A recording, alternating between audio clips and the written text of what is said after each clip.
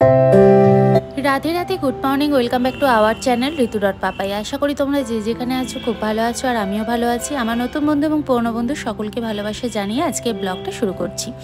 আজকে সকাল সকাল ঘুম থেকে উঠে পড়েছি, কারণ আজকে হচ্ছে আমার জীবনের একটা বিশেষ দিন। কী দিন সেটা তোমাদের সাথে পরে শেয়ার করব। তো এখন বিছানাটা কি গুছিয়ে নেব, তারপর বাকি যে কাজগুলো আছে সেগুলো করব। তাড়াতাড়ি স্নান করতে হবে, অনেক কাজ বাকি আছে। আর মাসি প্রায় 2-3 দিন ধরে আসছে না, তাই ঝামেলাটা বেশি হয়ে গেছে। নিজেকে সবটাই করতে হচ্ছে, সমস্ত কিছুটা সামলাতে হচ্ছে, এটাই হচ্ছে সমস্যা। চলো বিছানাটা গুছিয়ে নিই। আমাদের এই ঘরটা যে রয়েছে, জানালা দিয়ে কিন্তু খুব সুন্দর রোদ পড়ে, দেখো। তো বিছানাটা সেই জন্য গরমই থাকে। মাঝে মাঝে ব্ল্যাঙ্কেটগুলো এখানটা মিলে দিই, তো সুন্দর রোদও পড়ে আর ভালো শুকনোও হয়ে যায়। আর ছাদে সবসময় যেতে ভালো লাগে না। বিছানা গুছিয়ে ঝাড়ু দিতে স্টার্ট করে দিয়েছি। আজকে মাসি আসেনি, মাসি প্রায় 3-4 দিন আসবে না বলেছিল, সেই জন্য আমি নিজেই কাজকর্মগুলো করে নিয়েছি। এবার হচ্ছে সেই বিশেষ দিনের পালা চলে এসেছে। তোমাদের দাদাভাই হঠাৎ করে সারপ্রাইজ দিয়েছে আমাকে, মানে বাড়িতে এসেছি ছুটিতে। আমি জানতাম না যে ও এত তাড়াতাড়ি ছুটিতে আসবে বলে। আর ওর একটা সবথেকে বদমাইশি বুদ্ধি হচ্ছে, বাড়িতে এসে গেট খুলবে না, ব্যাগ থেকে আর কি গেটটাকে টেনে ধরে দাঁড়িয়ে থাকে। আর ওর জন্য একটু সামান্য আর কি আমি আয়োজন করেছি, সারপ্রাইজ দিয়েছি। তো ওকে বরণ করে ঘরে ঢোকাচ্ছি। প্রত্যেকবারে করা হয় না, প্রত্যেকবারে কিছু না কিছু সারপ্রাইজ দিই। এবারে অনেক দিন পর বাড়ি এলো, তাই ওকে আমি বরণ করে নিলাম। তো ওরও সেটা ভালো লাগলো আর ও আনন্দ পেল, কারণ এতদিন পর বাড়িতে ফিরেছে, তার সঙ্গে যদি এরকম বরণ করে তোলা হয়, যে কোনো মানুষেরই একটা আনন্দ থাকে। তো যাই হোক, ওকে আমি বরণ করে তুললাম। ও ঘরে প্রথম পা রাখলো। আমার কিন্তু খুব মজা লাগছে যে সারপ্রাইজ দিয়েছে, তার সঙ্গে ওর গিফটও রয়েছে। ওর গিফটে আজকে আছে কি সেটাই তোমরা দেখে নাও। তো মহারাজ দাঁড়িয়ে দাঁড়িয়ে আমাকে দেখাচ্ছিল যে দেখ আমি পাতলা হয়ে গেছি কি আগের থেকে। আমি বললাম যে হ্যাঁ তুই পাতলা হয়ে গেছিস। তো ওর জন্য কী কী গিফট এনেছি চলো তোমরা দেখে নাও।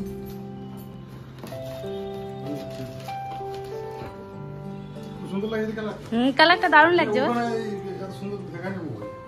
আমি তোকে বলছিলাম না এতটা সুন্দর দেখায়নি, এতটা সুন্দর দেখাচ্ছিল না। দেখ সেকেন্ডটা খোল।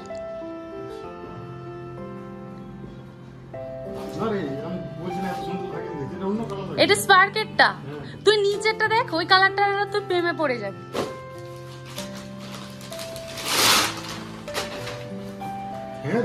এই কালারটার প্রেমে পড়ে যাবি, আমি তোকে বললাম না। তোমাদের দাদাভাই তো গিফট পেয়ে ভীষণ খুশি হয়ে গেছে। ওকে বললাম স্নান করতে যেতে, ও গেছে স্নান করতে। আর আমি তখনের মধ্যেই ওর জন্য নাস্তা বানাতে শুরু করে দিয়েছি। ওর জন্য আজকে নাস্তায় বানিয়েছি লুচি আর চা।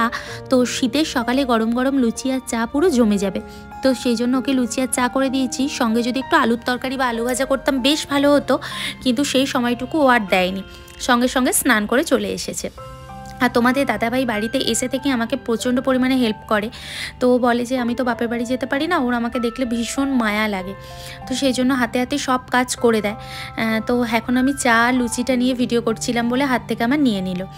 তো সম্পূর্ণটা তোমাদের দাদাভাই যে এত বছর আমি এখানে এসেছি, এই যে 2 বছর, এই 2 বছরে তোমাদের দাদাভাই কিন্তু একটা দিনও আমাকে দুঃখও দেয়নি, কষ্টও দেয়নি, কান্নাও মানে করতে দেয়নি। আসলে একটা সন্তান কিন্তু শিক্ষা পায় তার মা বাবার কাছ থেকে। তার মা বাবা এত সুন্দরভাবে তাকে শিক্ষা দিয়েছে যে সত্যি সে কোনোদিন আমাকে দুঃখ দেয়নি। আসলে তার বাবা কোনোদিনই তার মাকে দুঃখ দেয়নি, সেই শিক্ষাটাই ও দেখে শিখেছে, তাই হয়তো আমাকে এতটা সম্মান করে এবং এতটা ভালোবাসে। থেকে এসে দুজনে মিলে একটু গল্প করছিলাম, আর এখন ঘড়িকাটায় প্রায় 1:30টার মতো বেজে গেছে। রান্নাঘরে রান্না করতে এসে গেছি। তো কি রান্না করেছি সেটা তোমাদের সাথে শেয়ার করবো। তোমাদের দাদাভাই বাড়িতে এসেছি, স্পেশাল কিছু হবে না সেটা তো হতেই পারে না। তার উপর ঠান্ডা ঠান্ডা সিজন, অনেকদিন পর বেচারা বাড়ির খাবার খাবে, তো সেই জন্য ভীষণ এক্সাইটেডও হয়ে রয়েছি। তো কি রান্না করছি চলো তোমাদের সাথে শেয়ার করি। এখানে আমার ভাত হচ্ছে অলরেডি, আর এখানে আমার আলু ভাজা করা হয়ে গেছে, মাছ আছে, এই যে মাছের বেগুন দিয়ে একটা ঝোল ছিল সেটা গরম করেছি। এখানে আছে এই যে চিকেন খাবে মহারাজ, আর ডাল হবে, গাজর ওই জন্য এখানে কুড়িয়ে রেখেছি। এখানে হচ্ছে বেগুন ভর্তা, এই যে, আর হচ্ছে এখানে চিংড়ি মাছের মালাইকারি, এই যে চিংড়ি মাছকে বার করে রেখেছি, এখন বানাবো। তো এই নারকেলটাকে আর কি আগে খুলতে হবে, খুলে এটাকে পিষে দুধটা বার করতে হবে। তো চলো আজকে তোমাদের সাথে শেয়ার করব চিংড়ি মাছের মালাইকারি কিভাবে করি। আজ আমি কিভাবে চিংড়ি মাছের মালাইকারি বানাই সেটাই তোমাদের সাথে আজকে শেয়ার করব। চিংড়ি মাছগুলো ভালো করে কেটে ধুয়ে বেছে রেখেছিলাম, নুন হলুদ মাখিয়ে রেখেছিলাম, সেটাকে তেলের মধ্যে দিয়ে ভালো করে লাল লাল করে ভেজে তুলে নিয়েছি। এবার ওই তেলের মধ্যেই ডালচিনি, এলাইচি আর দিয়েছিলাম চিনি আর দিয়েছিলাম তেজপাতা দিয়ে কাটিয়ে রাখা পেঁয়াজগুলোকে দিয়ে ভালো করে লাল লাল করে ভেজে নেব। এবার ভাজা হয়ে গেলে এর মধ্যে পিষে রাখা আদা রসুনের পেস্টটা দিয়ে ভালো করে কষাতে হবে। তোমরা কে কীভাবে চিংড়ি মাছের মালাইকারি বানাও আমি জানি না, তবে আমি এভাবে বানাই, খেতে কিন্তু বেশ টেস্টি হয়েছিল। তোমরা যদি চাও তো একবার বানিয়ে দেখতে পারো। তো এখানে মশলা কষানোটা আমার হয়ে গেছে, হয়ে যেতে এর মধ্যে আমি জিরে গুঁড়ো একটু বেশি করে দিয়েছি, লঙ্কার গুঁড়ো দিয়েছি আর হলুদ গুঁড়ো দিয়েছি। আসলে আমার স্পেশালি চিংড়ি মাছের মালাইকারিতে জিরের ফ্লেভারটা খুব ভালো লাগে, যার জন্য আমি জিরেটা বেশি করে দিয়েছিলাম।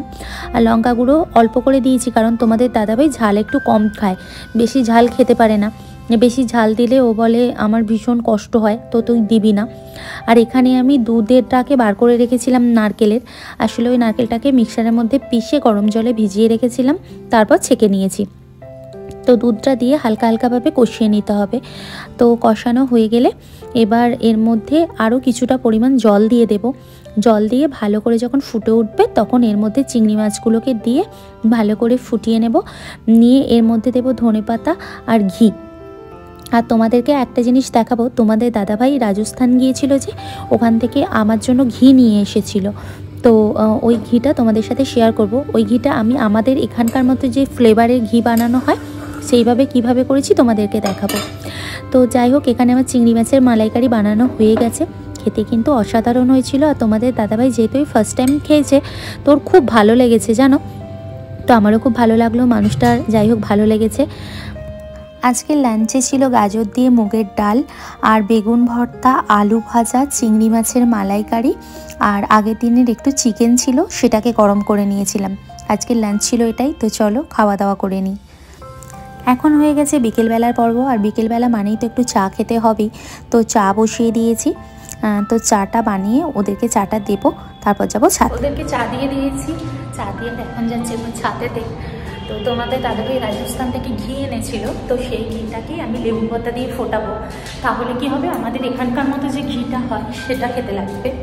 তো সেই জন্য ভাবলাম লেবু পাতা দিয়ে ফোটাই। আর ছাদে তো অনেক জামা কাপড় আমি দিয়ে গিয়েছিলাম, তো সেইগুলো আনতেই চলে এসেছি। তো নিয়ে এখন নিচে যাব। তোমরা সাথে থাকো, সারাদিন কী করি, কোথায় যাই তোমাদের সাথে তো শেয়ার করবই। তো চলো। কড়ার মধ্যে ঘিটাকে দিয়েছিলাম, ঘিটা অনেকক্ষণ ধরে ফোটানোর পর লেবু পাতাগুলোকে এর মধ্যে দিয়ে দিয়েছিলাম। লেবু পাতা দিয়ে ঘি ফোটালে একদম আমাদের এখানে যে ঘিটা হয় তার গন্ধটা আসে। তোমরা চাইলে মাখন কিনে নিয়ে এসে বাড়িতে এইভাবে ঘি করতে পারো, তবে একটু টাইম লাগে। তবে আমার এই ঘিটা কিন্তু সেই ব্রাউন কালার আসেনি। তো ঘি বানাতে বানাতে এখানে ঝালমুড়ি বানিয়ে নিয়েছিলাম খাওয়ার জন্য। ঝালমুড়ি খেতে খুব ভালো লাগে আমাদের। এই যে দেখো, একটা ব্লু জিন্সের সাথে এই টপটা পরেছি, যেহেতু বাইরে ঠান্ডা তাই ভাবলাম এইটা পরি। কেমন লাগছে অবশ্যই কিন্তু জানিও। আর ঠোঁটে হালকা করে লিপস্টিক দিয়েছি, চোখে কাজল পরেছি, ব্যাস এই হচ্ছে আমার হালকা সাজ। মেকআপ করতে পছন্দ করি না অতটা, হালকা মেকআপেতেই আমার বেশি ভালো লাগে। তো যাই হোক, চলো মেলায় গিয়ে তোমাদের সাথে দেখা হচ্ছে। সেজেগুজে রেডি হয়ে এখন বেরিয়ে পড়েছি মেলায় যাওয়ার জন্য। আর আজকে আমরা টোটোয় করে যাচ্ছি, আমরা স্কুটি বা গাড়ি কোনোটাই নিয়ে বেরোচ্ছি না। তার কারণ হচ্ছে বাইরে প্রচণ্ড ঠান্ডা, আর তার মধ্যে টোটোয় করে গেলে তবু ঠান্ডাটা একটু কম লাগবে। আর যদি বাইক বা স্কুটি নিয়ে যাই তাহলে কিন্তু ঠান্ডাটা প্রচুর লাগবে। যাই হোক, আমরা অলমোস্ট এখন মেলায় পৌঁছে গেছি। আর মেলাটা দেখে তো আমি ভীষণ আনন্দিত হচ্ছি, কারণ 4 মাস পর তোমাদের দাদাভাই যেমন এসেছে, 4 মাস পর তেমন আমিও বাইরে বেরিয়েছি। কত সুন্দর সুন্দর জিনিস বিক্রি হচ্ছে, দেখে না মনটা পুরো ভরে গেল। বিশ্বাস করো, ছোটোবেলা বাবা মার হাত ধরে না এরকম মেলায় যেতাম, আর কত কি বায়না করতাম। আজ সব কিছু কেনার ইচ্ছে আছে, সব কিছুই রয়েছে, কিনতেও ইচ্ছে করে, কিন্তু সেই ছোটোবেলার জীবনটা যেন আমি ফিরে পেতে চাইছি। এই মেলাটা দেখে আমার মনে হচ্ছে। তো যাই হোক, কিছু করবার নেই। তো তোমাদের সাথে একটা কথা শেয়ার করি, তোমাদের দাদাবার কাছে আমি যা যা চেয়েছি মেলা থেকে তাই নিয়ে এসেছি। আমি বেশি কিছু কিনিনি, কারণ আমরা তো এখন রোজই মেলায় আসবো, তাই একটা দুটো করে জিনিস প্রায় দিনই কিনবো। আর এই কাপের দোকানটায় দাঁড়িয়েছিলাম তার কারণ হচ্ছে এখানে যে কফি মাগগুলো হয় না, আমার কফি মাগ দুটো ছিল, তো ওর পিছন দিকে যে ডাঁটিগুলো ছিল ওগুলো ভেঙে গিয়েছিল। তো তোমাদের দাদাভাইকে বললাম আমাকে দুটো কফি মাগ কিনে দিতে, কারণ কফি মাগে করে কফি না খেয়ে আমার আবার পোষায় না, সেই জন্য আমি ওকে বলেছিলাম কিনে দেওয়ার কথা। যাই হোক, তোমাদের সাথে যেই কথাটা শেয়ার করছিলাম সেটা হলো আমার শ্বশুর শাশুড়িকে নিয়ে। ওনারা আসলেই সত্যিকারেরই ভালো মনের একজন মানুষ, যার জন্য তাদের হচ্ছে ছেলে এত সুন্দর একটা মানুষ তৈরি হতে পেরেছে। তো তোমাদের দাদাভাই আমাকে সবসময় বলে যে আমি খুব বদমাশ, দুষ্টু, খারাপ ছিলাম আগে, কিন্তু আমি ওকে বলি মোটেই না, ওটা তোর মনে হয়, কিন্তু তোর বাবা মা একদম তোকে খুব সুন্দরভাবে মানুষ করেছে এবং খুব ভালোভাবে তৈরিও করেছে। তো একটা বাবা মার কাছ থেকেই একটা সন্তান কিন্তু শিক্ষা পায়। তো তোর বাবা মা তোকে এত সুন্দরভাবে মানে বড় করেছে। পৃথিবীতে সবথেকে মানে গুরুত্বপূর্ণ জিনিস কোনটা বলো তো? বিয়ের পর তার বউকে সুখী রাখা। তো সেটা থেকেই কিন্তু বোঝা যায় আসলে ছেলেটা কেমন। তো তোমাদের দাদাভাই আমাকে কিন্তু খুবই সুখী রেখেছে, খুবই সুখী রেখেছে। আমি তো আর বাড়িয়ে তোমাদের কাছে কিছু বলছি না, যতটুকু আমি তোমাদেরকে ভিডিও ক্যামেরার সাহায্যে দেখাই তোমরা নিশ্চয়ই বুঝতেই পারো। মানুষটা সত্যি খুবই ভালো মনের মানুষ, এবং একটা বাবা মার কাছ থেকেই কিন্তু সঠিক শিক্ষা একটা সন্তান পেয়ে থাকে। তো সেই শিক্ষাটাই আমার হাজব্যান্ডকে আমার শাশুড়ি মা এবং শ্বশুরমশাই দিয়েছে। শ্বশুরমশাইয়ের থেকেও সবথেকে বড় যে জিনিসটা আমার বলবার আছে সেটা হচ্ছে আমার শাশুড়ি মাকে, কারণ উনি 24 ঘন্টা একটা সন্তানকে দেখতেন। তো একটা মায়ের কাছ থেকে সবার আগে সন্তান সবথেকে ভালো শিক্ষা পায়, বাবার থেকেও বেশি। তো আমার কিন্তু এটা দেখে খুব ভালো লাগে যে তার মা বাবা তাকে খুব সুন্দরভাবে বড় করেছে এবং সুন্দরভাবে মানুষকে কিভাবে সুখী রাখতে হয় সেটা শিখিয়েছে। আমাদের যখন বিয়ে হয়নি আমার মা তখন বলতো ভালো না ছেলেটা, বিয়ে টিয়ে করিস না, পরবর্তীকালে অনেক সমস্যা হতে পারে, ছেড়ে দেবে, দেখবি ছেড়ে দিয়ে চলে যাবে, এইসব কথা আমার মা অনেকবার বলেছিল। কিন্তু আসলেই মানুষটা কিন্তু একদম উল্টো রকম।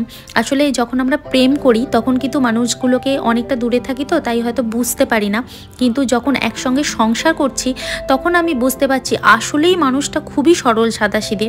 ওর মনে অত কিছু থাকে না খলপ্যাঁচ।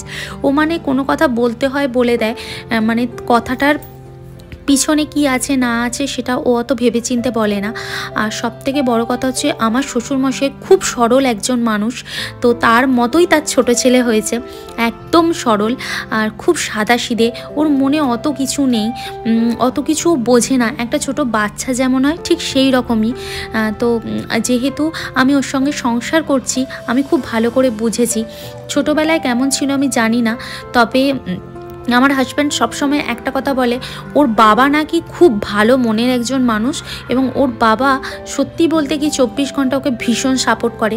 আমি জানি উনি আমাকেও ভালোবাসেন, দূর থেকে আমার জন্য ওনার মন কাঁদে, আমার সঙ্গে কথা বলতে ইচ্ছে করে, আমার সঙ্গে দেখা করতে ইচ্ছে করে, কিন্তু উনি হয়তো আসতে পারেন না কোনো কারণবশত বা কোনো কারণের জন্য। কিন্তু আমি এটা বুঝি যে উনি আমাকেও প্রচণ্ড ভালোবাসেন। কারণ সবথেকে বড় কথা, যখন আমি এখানে আসি ওর বাবার যখন আমি ছবি দেখি তখন খুব কেঁদেছিলাম। আর আমার হাজব্যান্ডকে আমি বলেছিলাম আসলে তোর বাবাকে সম্পূর্ণ আমার বাবার মতো দেখতে। আর ওটা দেখে না আমার ভীষণ মায়া পড়ে গিয়েছিলো, আমার শ্বশুরের ওপর মায়া পড়ে গেছে যে একদম অবিকল আমার বাবার মতো দেখতে। তো এই জিনিসটা আর কি আমার মনে হয়েছিল। তো যাই হোক, তোমাদের দাদাভাই এখানে ওই যে ফায়ারিং করে সেটাই করছিল। আর এখন আমরা চলে এসেছি মথুরা কেকের কাছে। মেলায় আসবো আর মথুরা কেক খাবো না সেটা তো হয় না। আর তোমাদের দাদাভাইয়ের হচ্ছে মথুরা কেক সবথেকে ফেভারিট। তো এখান থেকে আমরা ওই 5টার মতো মথুরা কেক নিয়েছিলাম, ও খেয়েছিল কিছুটা আর আমি খেয়েছিলাম কিছুটা।